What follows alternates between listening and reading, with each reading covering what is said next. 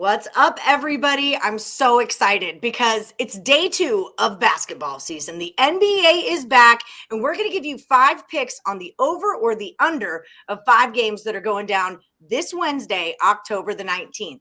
My name's Ali Burns from Picks and Parlays, and this is NBA Total Chaos. It's the first one we've done this season. I can't wait. Before we get started, I need everyone to like, share, subscribe, ring the bell, tell your friend, whatever you got to do.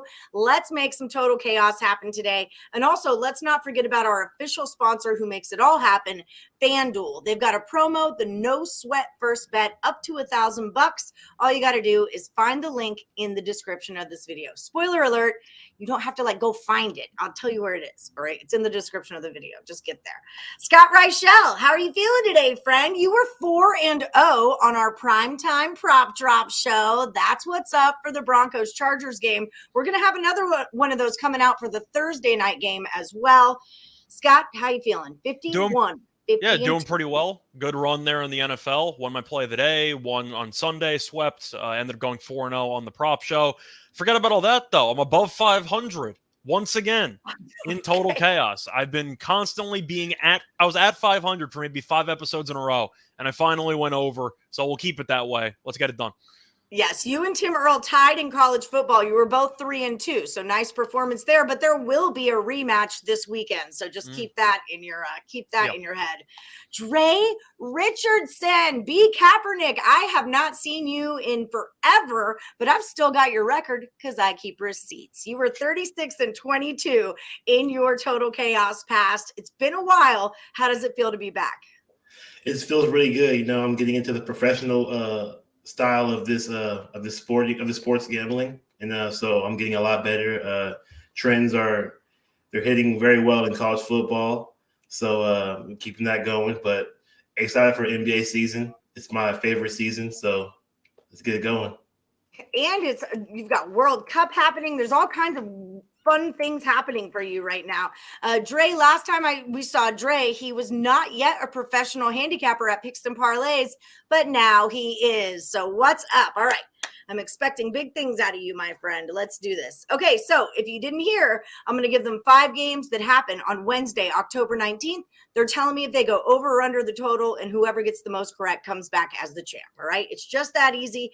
We're going to start with the Thunder and the T-Wolves. It's 227.5. Reichel, what do you got on this one? So for this one, I'm going to lean to the under. Oklahoma City's offensive numbers were really not good last year. Then again, it's tough to fully evaluate because Shea didn't play about half the year and Giddey got hurt too. But OKC ranked 29th in the league in offense efficiency. And Minnesota was a very up-tempo team last year. The issue is now they have Cat and Gobert. I think they have to play slower if they're going to have 2 7-footers on the court at the same time. And if you want to talk about some other issues, I think the spacing is going to be off. The fact that you might not have great chemistry. Cat is a big man who likes to occasionally drive to the lane, but Gobert is going to be taking up a bunch of space in the lane. D'Angelo Russell and Edwards both want to shoot as well. There's only one basketball. I think you might see a bit of, I'd say, issues early on with the ball movement. I'm going to go with the under. I think this number is a little bit too high. I think you'll probably end up seeing this game reach somewhere in the high 2 teens, low 220s. But this number is a little bit high since I have my question marks about Minnesota's offense with the new pieces. Also, breaking news, there is only one basketball. Dre Richardson, What's your take on this one? I agree with him on this one. It's going to go under. The Thunder, they were one of the worst 3-point shooting teams last season. And of course, picking up Gobert for the Wolves is going to help out a lot on defense against this young Thunder team. There's not much talent on the bench for both of these teams either. So when starters come out, I don't see there being a lot of points being scored, a lot of turnovers, a lot of mistakes being made by these teams who have lost actually a lot of clientele on both ends. So the under is probably going to be the look. It opened up at 229 too, so it's going in the direction that I think it's going to go. So under. All right. Little confirmation for your play there. How about the Hornets at the Spurs? It's a 226, Dre. I want this game to go over. This game is going to go over. Spurs defense isn't what it used to be, and should be a better shooting team beyond the arc, percentage-wise. They got a really young roster. but the pace should be a lot more faster than they were in the past teams for Popovich. They should be able to push the pace on this Hornets team. The Hornets also were a fast-paced team last season as well, and did not play very good defense at all. So I think there's going to be a lack of defense and a lot more threes and transitional baskets. So over. All right. Scott, agree or disagree? So if both teams were fully healthy, I would take the over. But since they're not, I'm going to take the under. LaMelo's not going to play. Miles Bridges might go to jail, but the point is he's not playing for the Hornets this season. And you're looking at really what's going on with the Hornets. They're just a train wreck. And they also switched coaches. They brought in Clifford. Clifford, historically speaking, ran a lot slower offensively. He tended to really like the half court, and Borregos would just let Charlotte put up as many shots as possible, and that's why all their games were track meets last year. I'm going to link to the over. I just think Charlotte's missing a bit too much firepower from last year's team, missing the top 2 leading scorers for this individual game. And if you want to look at some trends, the under is 8-3 in the last 11 meetings in San Antonio. If Ball was playing, I would take the over because he's a good offensive player who also is one of the worst defensive players in the league, but he's not playing. I'm going to lean to the under and hope the Hornets really struggle offensively without their 2 best players. All right. An over and an under, our first disagreement of the game. No worries. Now let's talk Nuggets and the Jazz. This one's a 221, a little bit lower. Reichel, over or under? So for this one, I'm going to actually take the over. There has been a lot of line movement on the over so far. It opened up at 218. It's up to 221. Big reason why Denver was elite offensively because of Jokic, who won the MVP, ranked 6th in offensive efficiency with Murray and Porter basically not playing at all last year. Now they're both back. Murray's going to have some minute restrictions, probably Porter too, but at least they're back, and that's definitely a big boost to their supporting cast. And Utah was a pretty good defensive team because of Gobert, solely because of Gobert. Nobody else in the team could guard anyone. Now you have Sexton, you have Clarkson, you have a lot of guys who really aren't great defensive players. In addition to losing Gobert, they lost Royce O'Neal, who's one of their better wing defenders. I see a lot of points in this game. I think Denver could score 120 by themselves. I'm going to take the over because I really think Utah, who's actively punting, is going to be one of the worst defensive teams in the league all season long. I know that Cam Ross told me this morning the Nuggets are healthier than they've ever been, so we want to watch out for them right now. Dre Richardson, what's your take on this one? Reichel is in my notes. He's all up in my notes because I agree 100% with I literally have that the Nuggets can put 120 on this team. So I definitely see this going over in this matchup. The Jazz team, they're a young team, but they have young stars. It's not like a Thunder team where they're young guys who are trying to make a name for themselves. The Jazz have actually acquired young guys who have been big names other places. And are now together as one team. So they can probably put up points as well on this Nuggets team, who weren't the best defensive team last year, but they were a very strong offensive team, even while being injured. So I think this is going to be a high-scoring game. I'm taking the over. Over we go. All right, the Mavericks are at the Suns, 216. My Cam Ross report is that the Suns are not in the greatest of shape this year. Dre, what do you think about this one? Yeah, the Suns are having some weird issues with players and coaches, and Jay Crowder being on the trade block. But I'm going over. I'm going over in this game as well. Big game for both teams. They had a great playoff series last season. Both teams were defensively sound at one point in time. However, the Suns not having Jay Crowder is going to hurt a lot because usually he guards him or Mikal Bridges guard the best player. I don't see very many people able to guard Luka, Tim Hardaway Jr. You know, all these guys who they're able to score points on them, and it's going to be a weird matchup between Christian. I'm sorry, Wood. His name is Christian Wood. Yeah, Christian Wood. Yeah, Christian Wood and Aiden's going to be a weird matchup. I'm not sure if they're going to be able to stop each other. I think it's going to be a lot of points in the paint too as well. But you can't bet against Luka and Booker on the same court. There's going to be a lot of threes. There's going to be a lot of just crap talk, and it's going to be a high scoring game.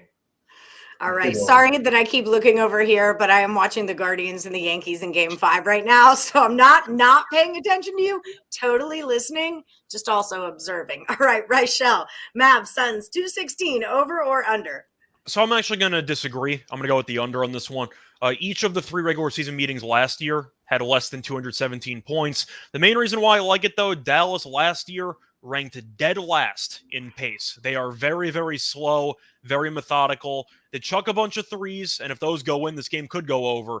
But since they typically play in the half court, they drain 18 seconds off the shot clock every possession. I think they're definitely going to play slower. Phoenix doesn't mind playing in the half court either. But I also am a bit concerned about Dallas initially at the start of the season offensively because they lost Brunson, who was one of their best ball handlers. Now Dinwiddie has a bigger role with the team. Hardaway's a good player. He's coming off an injury. He hasn't played in a while. We'll see how he looks. Maybe some rust there. Not sure how Christian Wood's going to fit in with the roster either. I just have a decent amount of question marks going on with Dallas's overall personnel for the first month. I think they'll iron out the kinks at some point. They'll figure it out. But early on, I expect some struggles. Phoenix, they got a lot of stuff going on right now. I'm not sure what to think about that team, but I'm going to lean to the under because I do think Dallas's pace is going to completely just sabotage the actual pace of the game because they want to play slow, and I think that's going to result in an under. So I'm going to go with the under. All right. Yeah. I've heard Suns have issues in their locker room, and that can be just toxic, absolutely toxic to any team, basketball, baseball, football, or otherwise. Okay. Trailblazers are at the Kings. It's a 226.5. Scott Reichel, does it go over or under the total? So I'm going to go with the over because I think both teams are awful at defense, and I feel like that's going to be the real story here. You have Portland, who ranked 29th in the league in defensive efficiency. I know they got Gary Payton II. Congrats. You now have one good defensive player on your entire team. It doesn't really mean anything to me. But you're looking at Sacramento. They rank 27th. Defensively, Fox is an okay defender. Sabonis is one of the worst rim protectors in the league. And you don't really have many great defensive players. Mitchell off the bench is good defensively. But still, you have Lillard, who's finally healthy again. Simons, who's healthy again. Both of them can shoot the ball very well. And you have Fox, Sabonis. You have Barnes. And you also have the rookie Keegan Murray, who looked very good in Summer League and preseason. So I do think the Kings actually have an underrated amount of weapons on this team, but the over is 4-1 in the last 5 meetings. But from what I saw last year, they don't give a damn about defense, either team. I'm going to take the over. Give me a track meet. All right. Keegan Murray. Wasn't a Cyclone. He was a Hawkeye. That is correct. All right, there we go. I know college basketball. They lost to Richmond in the first round of the tournament. Tell you didn't listen. All right, Trey, what do you got? Over or under the 226.5? I disagree. I'm going to go with the under in this game. I know that these guys don't really play much defense at all. I just feel like with the personnel that the Kings do have that are defenders, they can do enough against this Blazers team that lacks depth behind the starters.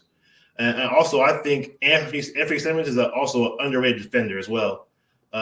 They should be able to make this a lower scoring game and be a lot more rebounding and a lot more mistakes also made by the Kings. The Kings they make a lot of mistakes as well. They limit possession by turnovers. So it's going to be a weird game. Both these teams have nothing to go for. They're trying to figure out themselves. So it's going to be a lot more of a hit or miss to see what lineups actually match up for these coaches who are coaching these new teams. So I'm going to take that under. All right. So that's all 5 games. Guardians have 2 on in the top of the 9th, 2 out. Oh my God, that's going to be a double play. Game over. Well, there was already 2 outs. So. Yankees win. Yeah. The end.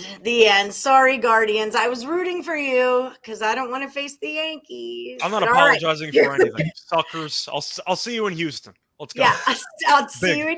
Exactly, Reichel. We got beef now. Now we're not even cool, and you don't get to tell people who you are or where you're from. Just no. I'll say it on Friday. Doesn't matter. I'll crash your show on Friday. It's fine. Okay. I'm a good sport. Okay, guys, I'm going to do a recap. We're going to go over all 5 of these picks.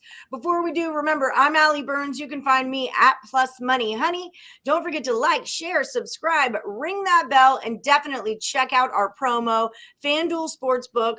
It's the no sweat first bet up to $1,000 for all new accounts. And if you're in the state of Ohio and download their app now using my promo link, they're going to drop $100 in your account to be available in January when you go live.